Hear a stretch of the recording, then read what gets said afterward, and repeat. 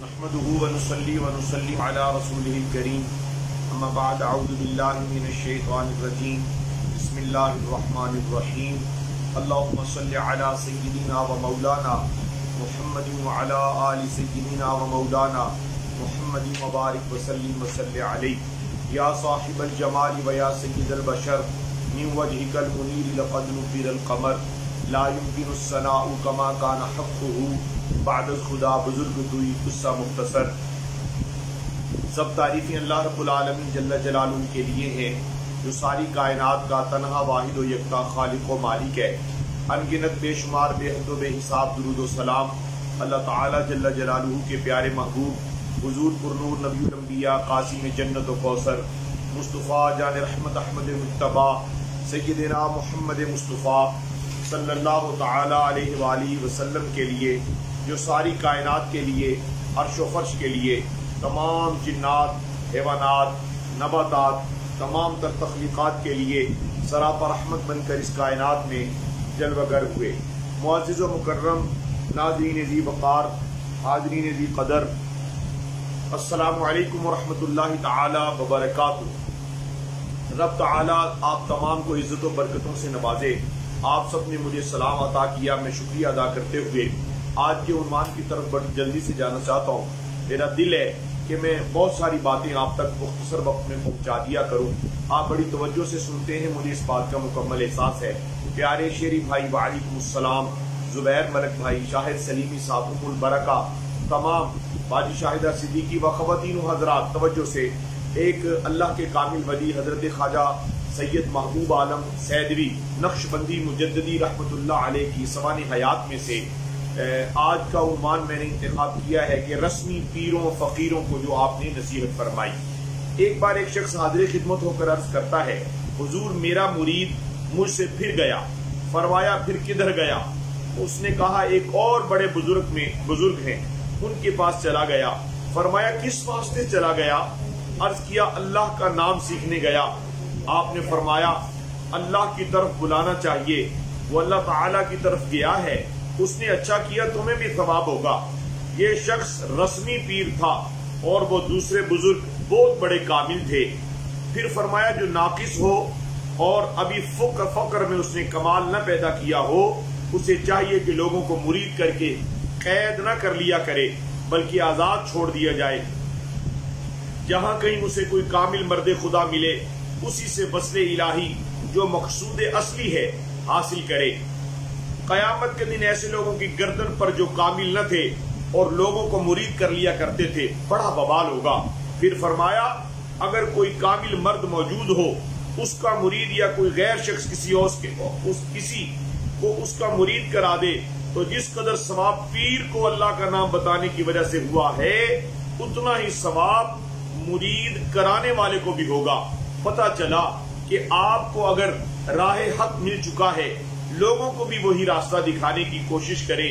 آپ اپنے ہم سفر لوگوں سے حسد کرنے کی بجائے، اپنے ہم سفر ساتھیوں سے بغض رکھنے کی بجائے انہیں بھی وہ راستہ جس راستے سے اللہ ملتا ہے، جس راستے پر رسول رحمت صلی اللہ علیہ وآلہ وسلم کی معرفت اور غلامی اور استقامت کا نور ملتا ہے، وہ راستہ دوسروں کو بتلانے والے کو بھی، جس نے راستہ سمجھایا اور جس نے پڑھایا اور جس نے رہنمائی کی، پیر کو اور تمام کو اجر اللہ عطا فرماتا ہے۔ اللہ اکبر کبیرہ۔ یہاں حدیث پاک بھی لکھی گئی، ان الدال علی الخیر کفاعلہ، بے شک نیکی پر دلالت کرنے والا اس کے کرنے والے کی مانند ہے۔ اور حدیث میں اس ثواب کا اندازہ بھی آیا۔ رسول رحمت صلی اللہ علیہ وسلم نے فرمایا جو شخص زمین سے آسمان تک سونے سے بھر کر اللہ کے راستے میں صدقہ کرے تو جس قدر ثواب اس شخص کو ہوا ہے اسی قدر ثواب اس کو ہوگا جو ایک شخص کو ہدایت کرے۔ اللہ اکبر کبیرہ۔ ماشاء اللہ حاجی الیاس صاحب نقشبندی صدیقی وعلیکم السلام ورحمۃ اللہ، تفکر کی بات ہے۔ کہاں اتنا زمین و آسمان تک سونا صدقہ کرنا اور کسی کو راہ حق پر چلانا۔ سلسلے کی وسعت کے لیے اپنا اپنا کردار ادا کیجئے۔ یہ سلسلہ کوئی دکانداری نہیں ہے، یہ محبتوں کی ایک ایسی سلسبیل ہے، یہ محبتوں کا ایک ایسا استقامت کا راستہ ہے کہ اس میں اگر کوئی کمزور ہے اسے جذبہ استقامت ملتا ہے، اسے اپنے شیخ کے تصدق، اللہ اللہ کرنے کا جذبہ، اللہ اللہ کرنے کا حوصلہ، اللہ اللہ کرنے کا شوق، اللہ اللہ کرنے کی لگن، اور اس لگن میں ہو کے مگن، پھر جب رب تعالیٰ اس راستے پر جس کے کہنے پر اللہ اللہ کرنے والے لوگ شامل ہو جائیں تو اللہ اللہ اللہ کہنے والا کرنے والا بھی فیض یافتہ ہے، اور جس نے اس راستے پر لگایا دعوت دی اللہ اسے بھی اتنا ہی اجر عطا فرما دیتا ہے۔ سبحان اللہ۔ اگر فقیر اس نیت سے لوگوں کو مرید کرے کہ ان سے مجھے دنیاوی فائدہ ہوگا، روزی کی طرف سے فراغت حاصل ہو جائے گی، شہرت و ناموری ہوگی، لوگ بزرگ کہیں گے، یا امیر کو اس خیال سے یہ مجھے زیادہ نذرانے روپے وغیرہ دے گا، مرید کر لے اور غریب کو نہ کرے، یہ سب شرک ہے۔ وہ پیر اور وہ فقیر امیر کی جیب پر نظر رکھ کے مرید کرے یا پھر کسی دنیاوی مفاد کے لیے سلسلہ بڑھائے تو پتہ چلا وہ اللہ والا نہیں ہے بلکہ ایک بہترین دکاندار ہے۔ کاش لوگوں کو یہ سمجھ آ جائے کہ پیر دنیا دار ہے، پیر مالدار ہے، پیر اگر دنیا کی خاطر آپ کو اپنے ساتھ وابستہ کر رہا ہے اس سے وہ خود بھی منزل سے آشنا نہیں، آپ کو بھی وہ منزل سے آشنا نہیں کر سکتا۔ یاران محبت، آپ رحمت اللہ علیہ فرماتے ہیں فقیر کو اس قسم کے خیالات سے پاک رہنا چاہیے، اور جس کسی کو بیعت کرے محض اللہ تعالیٰ کی رضا اور خوشنودی کے واسطے کرے۔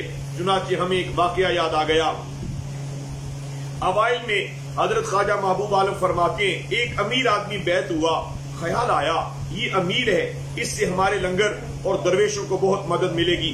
اللہ تعالیٰ نے ہم پر ایسا فضل کیا کہ وہ امیر آج تک پھر ہمارے پاس آیا ہی نہیں، اور بجائے اس کے دوسرے دن ہی ایک اور غریب آیا جس کے کپڑے پھٹے ہوئے تھے اور بظاہر بہت ہی مسکین نظر آتا تھا۔ اس نے یہاں کے درویشوں کی بہت خدمت کی اور اسے بھی خدا کا نام حاصل ہو گیا۔ پتہ چلا کہ امیر آدمی کی جیب دیکھ کر ان سے پیر ملاقات کرتے ہیں، امیر آدمی بڑی گاڑی پر پہنچتا ہے، وہ پیر کے وظائف بھی چھوٹ جاتے ہیں۔ خفا نہ ہونا، حق بیان کرنا اپنی نوکری سمجھتا ہوں، اور امیر آدمی کے ہاں چلے جانا، اس کی دعوت کو قبول کر لینا۔ پتا ہے کہ امیر آدمی کے ہاں مختلف ڈشز ہوں گی، مرغن غذائیں ہوں گی، مٹن ہوگا، چکن ہوگا، روسٹ ہوں گے، رنگ برنگے کھانے ہوں گے۔ پتا چلا ابھی پیر وہ فقیر ابھی تو نفس کو مارا ہی نہیں اس نے، اور لوگوں کو مرید کس لیے کر رہا ہے۔ حضرت خواجہ محبوب عالم سیدوی رحمت اللہ علیہ نے فرماتے ہیں جس وقت امیر آدمی مجھ سے بیعت ہوا تو میں نے سوچا اس امیر آدمی سے لنگر کا خرچ چلے گا، غریب مریدوں کی مدد ہوگی۔ فرمایا وہ اگلے دن آیا ہی نہیں۔ پھر اس کے برعکس ایک غریب آیا، اس نے لنگر کھانے کی بہت خدمت کی۔ فرمایا مجھے سمجھ آ گئی کہ یہ نفس کا خطرہ تھا۔ اس واقعہ سے گویا اللہ تعالیٰ نے ہمیں سکھا دیا کہ بھروسہ میری ذات پر رکھنا ہے، میں جسے چاہوں خدمت کرا دوں۔ چنانچہ اب ہمارا یہ حال ہے کہ یہ لوگ جو ہمارے پاس آتے ہیں اگر چلے جائیں تو غم نہیں اور آ جائیں تو خوشی نہیں۔ یہ ہے للہیت، یہ ہے للہ فی اللہ تعلق۔ اگر مرید اپنے پیر سے دنیاوی مفاد کے لیے وابستہ ہوتا ہے وہ بھی کچھ نہیں حاصل کر سکتا۔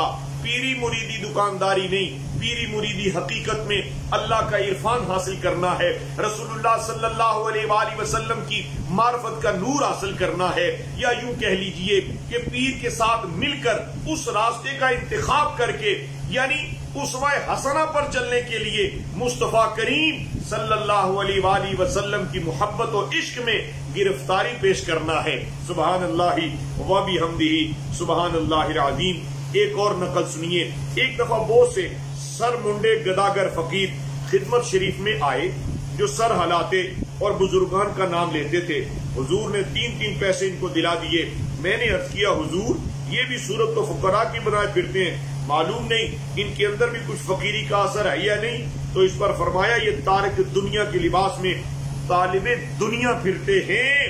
دوسرے روز اور ہندو فقیروں کا گروہ جو حاجی رتن کے چیلے کہلاتے تھے آیا، ان کو بھی حضور نے 4 پیسے دلا دیے۔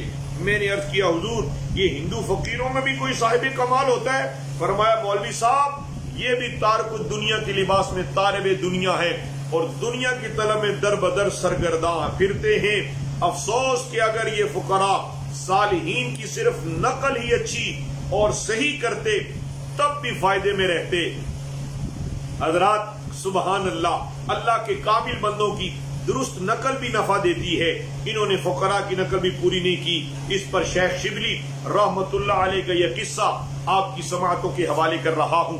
وعلیکم السلام ورحمۃ اللہ۔ پیارے ڈاکٹر حافظ عرفان نقشبندی صاحب، ایک روز حضرت شیخ شبلی رحمت اللہ علیہ چلے جاتے تھے، بازار میں ایک بہت خوبصورت طوائف یعنی کنچنی بیٹھی تھی، ناچنے والی۔ آپ نے دیکھا کہ وہ ظاہر میں تو بڑی باجمال اور خوبصورت ہے، اور اس کے باطن کو غضب کی سیاہی نے تباہ کر رکھا ہے۔ اس بات کے دیکھتے ہی آپ نے عرض کیا، خدا بندہ، یہ تیری ایسی اچھی خوبصورت صنعت ہو کر پھر بھی آگ میں جلے گی؟ تو بڑا ہی بے نیاز ہے، بعد ازاں اس کے پاس کچھ روپے بھیجے، ہم رات کو تیرے ہاں آئیں گے۔ وہ بہت خوش ہوئی کہ ایسے شیخ وقت میرے ہاں تشریف لاتے ہیں، اور تیار ہو گئی۔ رات کو بعد فراغت نماز عشاء کے آپ اس طوائف کے ہاں، ناچنے والی کے ہاں تشریف لے گئے، مصلی پر بیٹھ کر تسبیح و تحلیل میں مشغول ہو گئے۔ تھوڑی دیر کے بعد اس طوائف نے آ کے عرض کیا، حضور میں حاضر ہوں، میرے واسطے کیا حکم ہے؟ آپ نے فرمایا، پہلے جو کام ہم کہتے ہیں وہ کر۔ اس نے کہا، فرمائیے، میں آپ کی لونڈی ہوں۔ آپ نے اپنے پاس سے کرتا اور تہبند اور ٹوپی اس کو دے کر فرمایا، یہ ہمارا کرتا اور تہبند پہن لے، اور سر پر ہماری ٹوپی پہن کر ہمارے برابر دائیں جانب کھڑی ہو جا۔ اس نے ایسا ہی کیا۔ جب وہ کھڑی ہو گئی تو آپ سجدہ میں جا کے دعا کرنے لگے، خدا بندہ، مجھ مسکین بندے سے اتنا ہی ہو سکتا تھا، اس کی ظاہری شکل تیرے پاک بندوں کی سی بنا کر تیری بارگاہ میں نے اسے لا کھڑا کیا، اب اس کا باطن اپنے پاک بندوں سے بنانا تیرے اختیار میں ہے۔ دریائے رحمت جوش میں آیا، اللہ رب العالمین کی رحمت میں طغیانی آئی، اس پر فیضان وارد ہوا، اور اس کے بال بال میں ذکر الہی جاری ہو گیا، اور مشاہدہ الہی میں بے ہوش ہو کر مستغرق ہو گئی، اور بعد افاقہ تمام برائیوں سے تائب ہو کر آپ سے بیعت ہوئی، اور ذکر و شغل کرتی کرتی اولیاء واصلین میں سے ہو گئی، چونکہ اس کی ظاہری صورت انہوں نے خلوص نیت کے ساتھ اللہ تعالی کے سچے اور پاک بندوں کی سی بنائی تھی۔ اللہ تعالیٰ نے اس خلوص کی وجہ سے اپنی رحمت نازل فرما کر اس کا باطن بھی اپنے مقبول بندوں کا سا بنا دیا۔ اسی واسطے رسول رحمت صلی اللہ علیہ وسلم نے فرمایا، من تشبہ بقوم فہو منہم، جو شخص کسی قوم کی مشابہت اختیار کرتا ہے وہ اسی قوم میں سے ہوتا ہے۔ ایک روز برسبیل تذکرہ ارشاد فرمایا کہ جو شخص فقیر کی صورت بھی بنائے تو چاہیے کہ شیخوں کی کسی سچی صورت بنائے۔ بعض لوگ بزرگوں کی نقل کرتے ہیں مگر افسوس نقل بھی پوری نہیں کرتے۔ کاش پوری نقل کرتے تو مواخذہ آخرت سے کچھ تو نجات مل جاتی۔ ایک آخر پر حکایت آپ کی خدمات میں عرض کر کے میں گفتگو کو سمیٹنا چاہوں گا۔ عالمگیر بادشاہ کے وقت میں ایک بہروپیہ یعنی نقال اپنے فن میں بڑا کامل تھا۔ جب بادشاہ عالمگیر کو خبر ہوئی تو اس نے اس نقال کو بلا کر کہا، ہم تیرے دھوکے میں نہیں آ سکتے۔ نقال نے بادشاہ کی خدمت میں عرض کیا، اگر میں آپ کو دھوکہ دے دوں تو کیا انعام دو گے؟ عالمگیر نے کہا، اگر تو نے مجھے دھوکہ دے دیا تب تو تجھے 10,000 روپے انعام دوں گا، ورنہ پھانسی کے لیے تیار رہنا۔ نقال نے عرض کیا کہ حضور مجھے منظور، لیکن آپ اس بارے میں مجھے ایک دستاویز لکھ کر دیں۔ بادشاہ نے اپنی مہر ثبت کر کے دستاویز لکھ لی اور نقال لے کر چلا گیا۔ کچھ عرصے کے بعد عالمگیر کے ملک دکن کے تسخیر واسطے فوج کشی کرنا پڑی۔ ادھر اس نقال نے بادشاہ کا ارادہ فوج کشی معلوم کر کے ملک دکن میں اورنگ آباد کے قریبی جنگل میں ڈیرہ جا لگایا۔ فقیرانہ صورت بنا کر، خلقت سے منہ موڑ کر بظاہر یاد خدا میں مشغول ہو گیا، اور دنیا و اہل دنیا کی طرف سے بالکل بے رغبتی ظاہر کی، اور خدا کے مقبول بندوں کی عادات و اخلاق کو خوب ہی نبھایا۔ جو لوگ نذرانے وغیرہ اس کے پاس لاتے ان کی طرف توجہ نہ کرتا، دن رات یاد خدا میں مشغول رہتا. گرد و نواح میں اس کی بڑی شہرت ہو گئی. لوگ کثرت سے اس کے ارد گرد جمع ہونے لگے. مقبول خدا ولی اللہ جاننے لگے. اس کی شہرت کا عام چرچا ہو گیا. وہ عالمگیر بادشاہ کے آنے کا منتظر رہتا کہ کب آئے تو دھوکہ دوں. آخر کار کچھ عرصہ کے بعد عالمگیر بھی وہاں پہنچا. عالمگیر بڑا ہی خدا پرست اور فقیر دوست بادشاہ تھا. اس کی عادت تھی کہ جہاں کہیں کسی متقی پرہیزگار فقیر کو پاتا اس سے ملتا اور شاہانہ سلوک سے اس کے ساتھ پیش آتا. جب اورنگ آباد میں پہنچا تو حسب عادت لوگوں سے پوچھا کہ یہاں بھی کوئی باخدا درویش ہے کہ نہیں. لوگوں نے اس فقیر کا ذکر کیا اور حد سے زیادہ اس کی تعریف و توصیف بیان کی. بادشاہ نے سوچا کہ اسے آزمانا چاہیے. اگر وہ واقعی دنیا سے بے رغبت اور انقطاع والا ہے تو ہم بھی اس کی زیارت کریں. چنانچہ عالمگیر نے وزیر کو 100 اشرفیاں دے کر بھیجا. جب وزیر اس کے پاس گیا تو اس نے دور سے ہی دیکھتے ہی گردن جھکا لی, گویا مراقب ہو کر بیٹھ گیا. وزیر آیا اور ادب سے بیٹھ گیا. بڑی دیر کے بعد جب وزیر اٹھ کر واپس جانے کے ہیلے کرنے لگا تو اس نے گردن اٹھا کر وزیر کی طرف دیکھا. وزیر نے بڑے ادب سے سلام کیا. فقیر نے پوچھا تم کون ہو, کہاں سے آئے ہو, کیا کام ہے؟ وزیر نے کہا میں عالمگیر بادشاہ کا وزیر ہوں اور حضور کے سلام و زیارت کو آیا ہوں. اور اشفیاں پیش کر کے کہا بادشاہ نے حضور کی نظر بھیجی ہے, اسے منظور فرما لیں. فقیر نے جواب دیا کہ میں ایسی ہی کتی دنیا سے منہ موڑ کر اور کنارہ کش ہو کر صرف اللہ کے وصل اور دیدار الہی کے شوق میں آ بیٹھا ہوں. مجھ پر آپ کا بڑا ہی احسان ہوگا اور میں آپ کے واسطے بہت ہی دعا کروں گا جو آپ مجھے اس سے معاف رکھیں اور یہ اشرفیاں واپس لے جائیں. وزیر نے دینے میں بہت اصرار کیا لیکن فقیر نے ایک نہ مانی. آخر مجبور ہو کر وزیر اشرفیاں لیے ہوئے واپس بادشاہ کو سارا قصہ سنایا. بادشاہ کو بھی اس کی ملاقات کا شوق پیدا ہوا. 7 گاؤں کا پٹا معافی اور 2000 اشرفیاں نظر کے واسطے لے کر فقیر کے پاس پہنچا. فقیر بادشاہ کی آمد خبر سن کر مراقب ہو گیا اور جس وقت بادشاہ وہاں پہنچا اور سلام علیک کی تو اٹھ کر بڑے اتفاق سے ملا, مصافحہ کیا, بہت خوش اخلاقی سے پیش آیا. ادھر ادھر کی باتیں ہوتی رہیں. انجام کار بادشاہ نے وہ پٹا معافی اور اشرفیاں پیش کی. فقیر نے لینے سے انکار کر دیا. بادشاہ نے پھر دینے میں اصرار کیا, اس نے پھر بھی انکار ہی کیا. 3-4 بار جب اس قسم کا اصرار اور انکار ہو چکا تو تنگ آ کر فقیر نے کہا آپ بار بار یہی دینا چاہتے ہیں تو میں کسی اور جنگل میں جا بیٹھوں گا مگر اس کی طرف منہ نہیں کروں گا.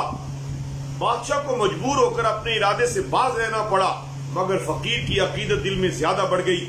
چلتے وقت عاجزی سے فقیر سے کہا حضرت کل صبح میری فوج کا کوچ ہے, میری دلی تمنا کل آپ کی زیارت کر کے کوچ کروں. فقیر نے کہا آپ بادشاہ ہیں, سلطنت اور فوج کی کاروبار آپ کو بہت ہے, آپ تکلیف نہ فرمائیں, کل صبح میں خود ہی حاضر خدمت ہوں گا. آخر بادشاہ تو اقرار کرا کر چلا گیا. فقیر نے اپنی وہی پرانی خنجری بغل میں دبائی اور صبح ہوتے ہی بادشاہ کی خدمت میں حاضر ہوا. بادشاہ کو خبر ہوئی تو تخت سے اتر کر اس کا استقبال کو آیا, ساتھ لے جا کر تخت پر بیٹھنے کا اشارہ کیا. فقیر جو دراصل بہروپیہ تھا دعائے ترقی سلطنت اور جان کی امان پا کر عرض کرنے لگا حضور میں وہی بہروپیہ ہوں جس نے حضور کو دھوکہ دینے کا وعدہ کیا تھا. سو اب دھوکہ پورا ہو چکا کیونکہ آپ مجھے نہیں پہچان سکے. اور بغل میں سے وہی خنجری نکال کر بجانے لگا. بعد ازاں وہی دستاویز دکھا کر کہا حضور اپنا وعدہ پورا کریں. بادشاہ تخت پر جا بیٹھا اور اس بہروپیے سے کہا بے شک تو مجھے دھوکہ دے چکا اور میں تجھے نہیں پہچان سکا مگر ایک بات بتا کہ جب میں تیرے پاس 7 گاؤں کی معافی کا پٹا اور 2000 اشرفیاں جو نسل بعد نسل تیرے اور تیری اولاد کے کام آتی, یہ 10,000 روپے اس کے مقابلے میں کچھ بھی نہیں لے کر گیا تو وہ تو نے کیوں نہ منظور کیا؟ حالانکہ میں نے تجھے پہچانا نہ تھا نہ تیرے پاس کسی کو تفتیش حالات کے لیے واسطہ آنا تھا. تو مدت العمر چین سے زندگی بسر کرتا, پھر کون سا امر تجھے مانے ہوا؟ اس نے کہا حضور سچ تو یہ ہے جس پاک گروہ کی نقل کر کے میں نے حضور کو دھوکہ دیا ہے ان کو اس سے سخت نفرت تھی. اگر میں آپ سے وہ اشرفیاں اور پٹا لے لیتا تو اس پاک گروہ پر دھبا لگتا اور نقل میں غلطی اور جھوٹ ہوتا اور میدان قیامت میں مجھے شرمندگی ہوتی کہ ارواح طیبہ اولیاء کی فرماتی کہ نالائق کیا ہم ایسے تھے جیسے تو نے نقل اتاری؟ ہم تارک دنیا تھے, تو نے ہمیں طالب دنیا بنایا ہے. اس لیے 10,000 روپے پر اکتفا کیا. اور اتنی بڑی جائیداد اور سونا ترک کیا، میں نے نقل صحیح اتار دی، اس میں کوئی غلطی نہیں ہونے دی، اب جو یہ روپیہ مجھے دیں گے وہ میں نے نقل صحیح کر کے لیا ہے اور یہ میرے واسطے حلال ہے۔ عالمگیر نے اس کو اٹھ کر چھاتی سے لگا لیا اور کہا شاباش کہ تو نے نقل اتارنے میں ان بزرگوں کی تعظیم کا اتنا خیال تو رکھا اور دھبا نہیں لگنے دیا۔ اللہ اکبر۔ یہ نقل بیان کر کے ارشاد فرماتے ہیں اگر کوئی نقل اولیاء کرے تو چاہے کہ صحیح کرے، جس سے اولیاء کرام پر کسی طرح کی تہمت اور ان کی مذمت نہ ہو۔ اس پاک گروہ کے ادب کا خیال رکھے تاکہ امید نفع کی ہے کہ جس کی شباہت کی ہے اس کا اثر اس مشابہت کرنے والے میں بھی آ جائے، ورنہ وبال جمان ہے، وبال جان ہے۔ الامان الامان الامان۔ آج مسند نشین حضرات پیری کے لباس میں دنیا کا مال کمانے میں مصروف عمل ہے، امیر سے ملتے ہیں، غریب سے نفرت ہے، خلق نام کی چیز نہیں۔ امیر کے لیے دسترخوان، غریب کے لیے دسترخوان اور لنگر خانہ بند ملتا ہے۔ حضرات گرامی، آؤ نقل اور اصل کو پہچان کے جیو۔ نقل اگر کوئی اصل کی کر رہا ہے تو وہ بھی اگر دھبا نہیں لگنے دے گا۔ میں اپنے شیخ کی اس بات پر آج کی گفتگو مکمل کرتا ہوں۔ میرے حضرت صاحب قبلہ عالم جو ولیوں کے سردار ہیں، جو سلسلہ عالیہ نقشبندیہ کی بہار ہیں اور تمام دور حاضر کے صوفیاء کے سرتاج ہیں، سرتاج الاولیاء ہیں، حضرت صاحب قبلہ عالم خواجہ علاء الدین صدیقی رحمت اللہ علیہ کا فرمان ہے اگر تم درویشی لباس پہن کر بیٹھ جاؤ اس پر دھبا نہ لگنے دینا، رب تمہاری بھی عزت کو قائم اور دائم رکھے گا۔ اللہ رب العالمین مجھے اور آپ کو ہر وہ پیر جو شریعت کا چوکیدار ہو، جو نبی الانبیاء صلی اللہ علیہ وسلم کی محبت کا آپ کو خوگر نظر آئے، احترام کرنا، دل بھی جھکانا، ادب بھی کرنا، تکریم بھی کرنا، اور جو صرف دنیا داری کا لبادہ تصوف کا، لبادہ پیری کا، لبادہ فقیری کا اوڑھ کر دنیا کو دھوکہ دینے میں مصروف عمل ہو، اس سے دامن بچا کر رسول اللہ صلی اللہ علیہ وآلہ وسلم کی اطاعت اور محبت کو منزل سمجھ کر عشق رسول کے حصول کے لیے درود پاک کثرت سے پڑھ لینا۔ درود پاک پڑھنے والے کو رب کاملین کی صحبت عطا کر دیتا ہے۔ تحریک درود پڑھو، بے حساب پڑھو۔ درود شریف ایک ایسا وظیفہ ہے جس سے نبی پاک کی معرفت بھی ملتی ہے، اللہ کا عرفان بھی ملتا ہے اور اچھی صحبت بھی ملتی ہے، اچھے لوگ ملتے ہیں، انہی کی صحبت میں زندگی گزارنا۔ پیروں فقیروں کو جو اللہ کے ولی نے نصیحت کی وہ یہ ہے کہ انسان نقل بھی کرے تو لیکن اس پر دھبا نہ لگنے دے۔ اللہ تعالیٰ مجھے اور آپ کو کاملین کی صحبت اور کاملین کی نظر اور ان کی دعا اور ان کی نگاہ کے نشانے پر رہ کر اپنی عارضی زندگی، اپنی فانی زندگی اللہ اپنی یاد میں گزارنے کی توفیق عطا فرمائے۔ آج درس لمبا ہو گیا، وقت کافی ہو گیا، ایک ضرب اللہ کی لگاؤ اور دعا۔ اللہ اللہ اللہ اللہ اللہ اللہ اللہ اللہ اللہ اللہ اللہ اللہ اللہ اللہ اللہ اللہ جل جلالہ لا الہ الا اللہ محمد الرسول اللہ صلی اللہ تعالی علیہ وآلہ وسلم۔ برادر طریقت ہمایوں صدیقی صاحب نے کئی ایک پیر بھائیوں اور پیر بہنوں کے حلقہ ہے درود و سلام اور درود شریف کی تعداد نوٹ کر لی ہوگی، انشاءاللہ الرحمن اگلی محفل میں وہ پیش کی جائے گی۔ اللہ رب العالمین آپ کو، مجھے، ہم سب کو اپنی رضا واسطے زندگی گزارنے کی توفیق عطا فرمائے۔ پیر اور مرید کا تعلق، پیر بھائی کا پیر بھائی سے تعلق، یعنی دنیا میں ہر تعلق جب اللہ کے لیے ہے تو رحمت بھی، فضل بھی، کرم بھی اللہ ہی اس محفل پر، اللہ ہی ان بندوں پر، اللہ ہی اس تعلق میں اپنی رحمت شامل کر دیتا ہے۔ اللہ تعالیٰ اپنی رضا کے واسطے عارضی زندگی گزارنے کی توفیق عطا فرمائے، آمین۔ الحمدللہ رب العالمین والصلاة والسلام علی سید الانبیاء والمرسلین۔ یا اللہ ہماری عاجزی اپنی بارگاہ میں قبول فرما، یا اللہ ہمیں اپنے نفس کی مخالفت کرتے ہوئے اپنی عاقبت کی ذکر عطا فرما، قبر کی تاریکی کو اجالے میں بدلنے کی توفیق عطا فرما، درود و سلام کثرت سے پڑھنا نصیب فرما، درود شریف کی برکت سے تمام بیماروں کو اللہ شفا عطا فرما، درود شریف کی برکت سے اللہ بے اولادوں کو اولاد نرینہ نصیب فرما۔ الہ العالمین اپنے کرم اور اپنے فضل سے میرے ہم سفر مجھ سے بہتر یہ تمام جماعت کے افراد خواتین و حضرات، اللہ کریم اپنے کرم سے نبی پاک علیہ السلام کی شفاعت، رحمت و راحت سے وافر حصہ عطا فرما۔ اے کریم اللہ، جنہوں نے درود شریف کے نذرانے بھیجے، اللہ نبی پاک کی بارگاہ میں قبول کر کے اللہ دنیا و آخرت اچھی فرما، سب کی دین دنیا بہتر فرما، سب کے بیوی بچوں کی خیر فرما، کل امت پر کرم فرما۔ ذی الحج شریف کا یہ مقدس متبرک مہینہ اللہ ہم تیرے گھر کی حاضری سے قاصر عاجز، اے کریم اللہ اپنے کرم سے اپنے فضل سے ہم سب کو حج بیت اللہ اور سعادت عمرہ مقدر فرما۔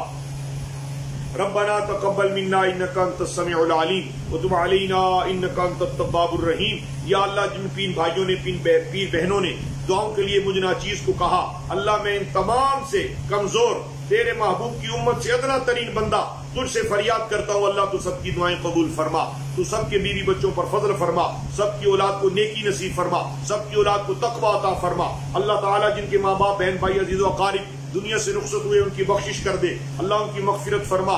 جناب پیارے محمد آصف امین صاحب کی والدہ کو صحت عطا فرما، جناب پیارے ڈاکٹر حافظ عرفان صاحب کی والدہ کو صحت عطا فرما، ماں جی کو سرکار کو اللہ کامل صحت عطا فرما۔ آج جناب ماں جی سرکار کے عزیزوں میں کوئی فوت ہوئے، اللہ ان کی بخشش فرما، اللہ ان کی مغفرت فرما، اللہ ان کے درجے بلند فرما۔ آج کی قبر کی تاریک رات میں اللہ ان کے سوالات میں جوابات کے لیے آسانیاں نصیب فرما۔ یا اللہ یا رحمان یا رحیم، اپنے فضل اور اپنے کرم سے ہمیں جیتے جی کئی بار اپنے محبوب کے در کرم کی حاضری مقدر کر دے، اپنے گھر کے طواف نصیب کر دے۔ یا اللہ حج بیت اللہ میں وہ صدائیں میرے ساتھ سارے یہ صدا بلند کرو، اور پھر دروشی پڑھ کے گفتگو اور دعا مکمل ہوگی۔ لبیک اللہم لبیک لبیک لا شریک لک لبیک ان الحمد والنعمت لک والملک لا شریک لک۔ پھر پڑھو جی، لبیک اللہم لبیک لبیک لا شریک لک لبیک ان الحمد والنعمت لک والملک لا شریک لک لبیک اللہم لبیک لبیک لا شریک لک لبیک ان الحمد والنعمت لک والملک لا شریک لک۔ اللہ تعالیٰ اپنے حبیب کے صدقے میں یہ صدائیں پھر اپنے گھر کے ارد گرد فضاؤں میں پکارنے کی توفیق عطا فرما۔ یا اللہ، اوراد ختم خواجگان جن جن گھروں میں روزانہ پڑھا جا رہا ہے، سب کے گھروں میں خوشیاں عطا فرما، سب کو برکتیں عطا فرما، رحمتوں کی وافر خیرات سے نواز دے۔ یا اللہ، تمام پیر بھائیوں، تمام پیر بہنیں اور جتنے بھی اس محفل میں شامل ہوتے ہیں، یا اللہ سب پر فضل کر دے۔ وصلی اللہ علی حبیبہ الکریم برحمتک یا ارحم الراحمین۔ یار زندہ صحبت باقی۔ السلام علیکم ورحمۃ اللہ تعالی وبرکاتہ۔